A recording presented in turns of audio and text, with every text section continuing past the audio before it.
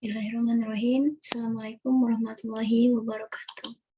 Perkenalkan, nama saya Sri Hardianti Kusuma Maharani, NPM 10070320141.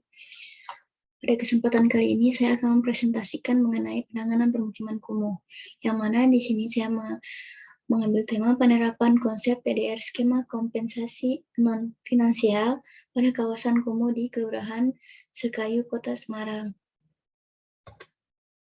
Untuk yang melatar belakangi penelitian ini, yang pertama, dikarenakan kamu kota di Kota Semarang kekumuhannya meningkat. Yang kedua, ada penanganan kawasan kumuh di perkotaan belum menjadi prioritas utama. Dan yang ketiga adalah kebutuhan lahan yang semakin meningkat dikarenakan tuntutan bangunan besar seperti hotel, mall, dan lain sebagainya.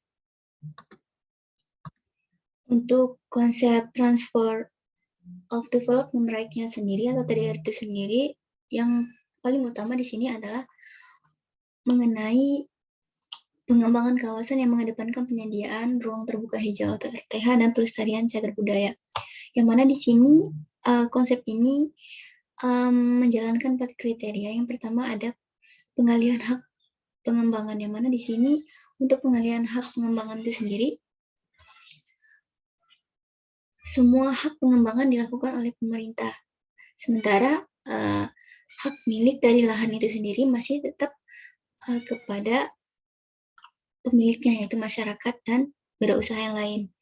Nah, untuk yang kedua adalah kawasan yang komplit, yang mana di sini sistematik pembangunannya yang dari permukiman kumuh yang berderet, yang tidak teratur, yang tidak layak huni juga, di sini dikompres menjadi kawasan yang begitu komplit dengan bangunan yang vertikal, yang mana di sini terdiri dari permukiman, ada perdagangan, rekreasi, pelayanan sosial, dan lain sebagainya di satu bangunan yang utuh tadi.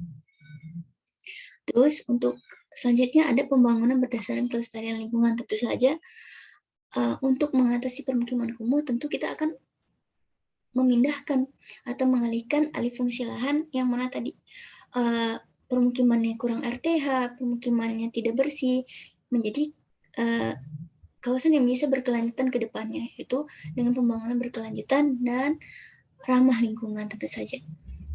Dan seperti yang telah dijelaskan pada poin yang di atas, yang mana mempertahankan dan melestarikan cagar budaya.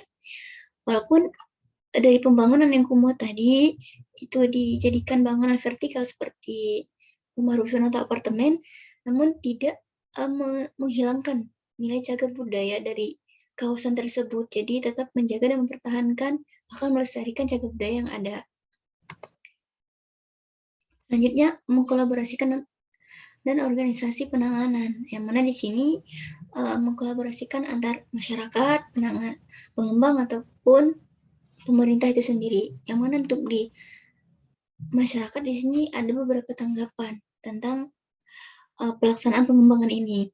Di masyarakat ada tentang tingkat kesejahteraan masyarakat, yang mana di sini tentu masyarakat menjalankan orientasi yang mana dari yang permukiman kumuh yang serba tidak terkendali, yang tidak tertata dengan baik, dengan beradaptasi ke kawasan lingkungan hidup yang jauh lebih tertata dan lebih teratur.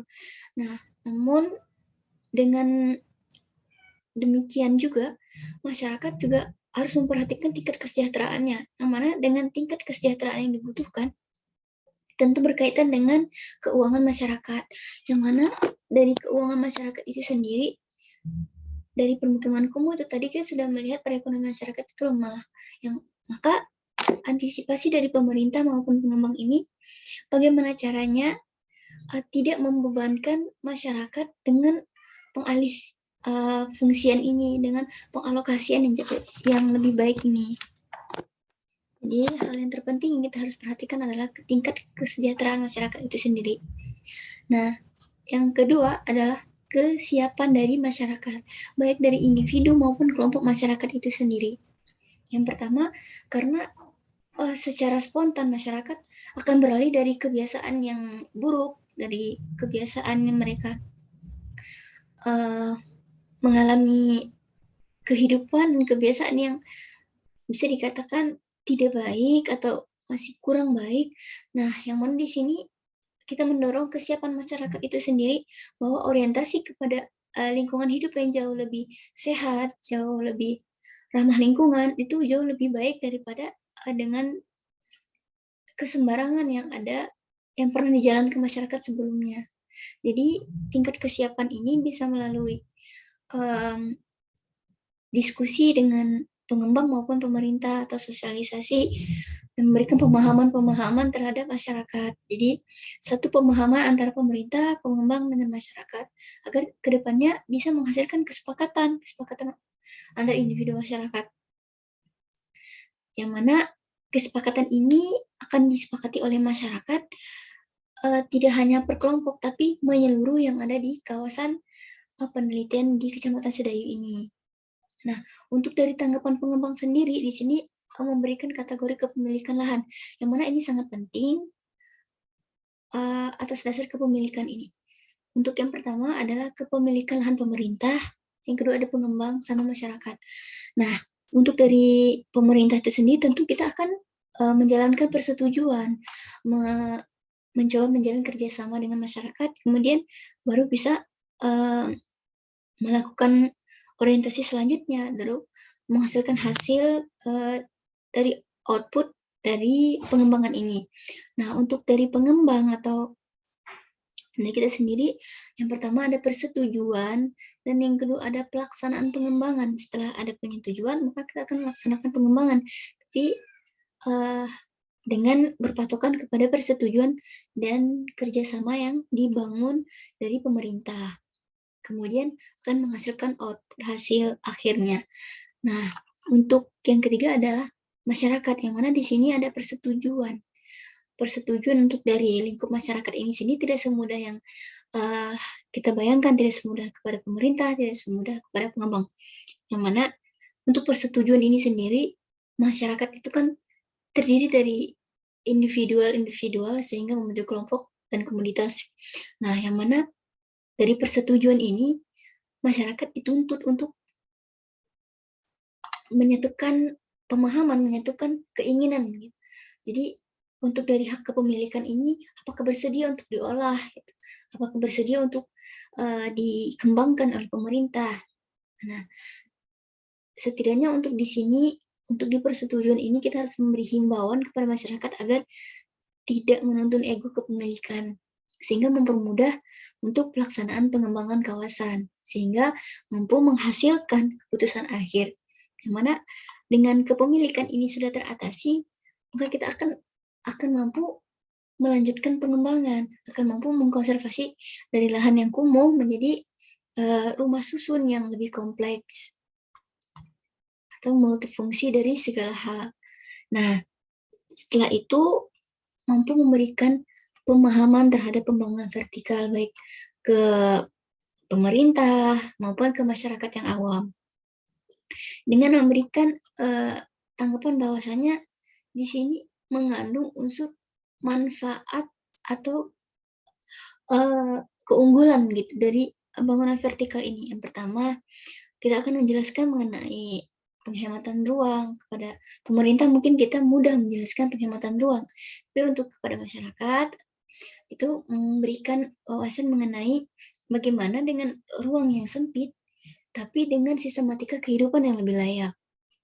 Nah, untuk kedua itu tuh untuk mengurangi terjadinya kekumuhan, yang mana masyarakat akan saling menghargai, akan saling menjalankan kehidupan yang bersih untuk mengimbangi masyarakat yang ada di sekitarnya, masyarakat yang satu bangunan dengan mereka. Jadi ada unsur ketidakenakan, jadi unsur menghargainya jauh lebih tinggi. Terus untuk mengefisienkan kegiatan yang lebih terpantau maupun lebih terjangkau.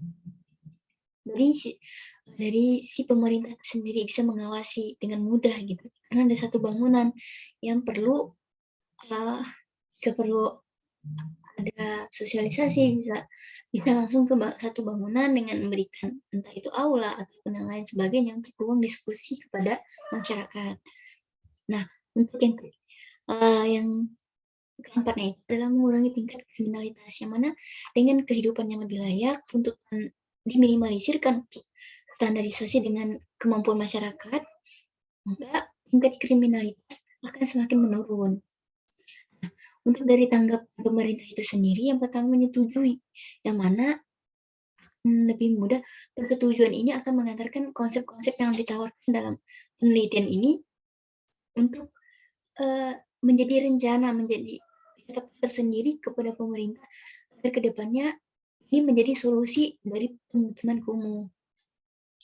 Nah, terus dari pemerintah juga kita akan mendapatkan rekomendasi. Yang pertama ada penelitian atau kajian lebih lanjut, dan yang kedua ada menyetujui penerapan konsep TDR ini, dan yang ketiga ada merencanakan prioritas permukiman kumuh di Kelurahan Sekayu, terus menyediakan fasilitas dasar yang bermutu untuk kehidupan yang lebih layak, yang mana untuk fasilitas dasar ini sendiri ada layanan kesehatan, layanan jaringan jalan, layanan air bersih, dan sebagainya.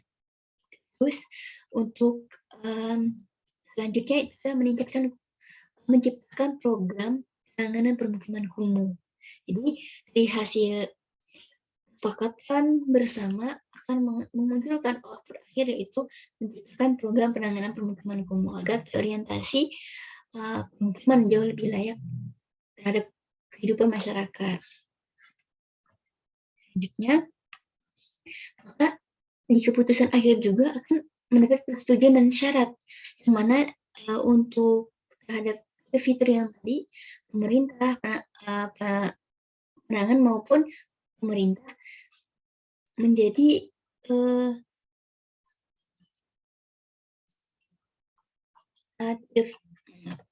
tiga fitur utama ini menjadi acuan. Yang pertama, untuk melanjutkan, yang pertama di sini ada faktor kunci pelaksanaan TDR sendiri dan keterangan kegiatannya, yang mana tiga fitur itu terdiri dari bersifat sukarela, dan yang kedua ada mekanisme pasar, dan yang ketiga ada fleksibilitas.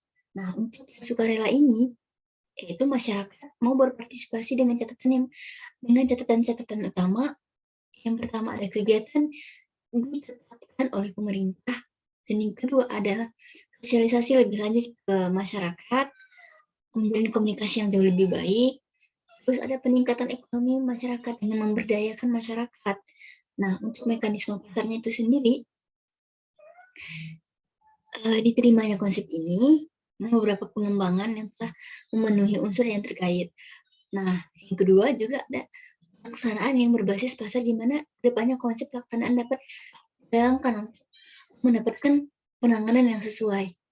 Untuk fleksibilitasnya sendiri, di sini mampu memberikan kebijakan terkait pelaksanaan TDR di Kota Semarang dapat disesuaikan dengan aturan-aturan yang sudah ada dan terbuka peluang untuk membuat aturan yang sesuai dengan kebutuhan masyarakat. Nah, untuk di keputusan akhir ini juga masih terdapat kekurangan, diantaranya hanya memperoleh data luasan bangunan, tapi tidak memperoleh data luasan ketinggian dari bangunan. Tapi dengan luasan juga sudah bisa melanjutkan penelitian dengan masih PR besar terhadap tinggi bangunannya sendiri. Nah, untuk dari segi pembiayaannya sendiri, di sini untuk permukiman kumuh tentu memerlukan biaya yang sangat besar.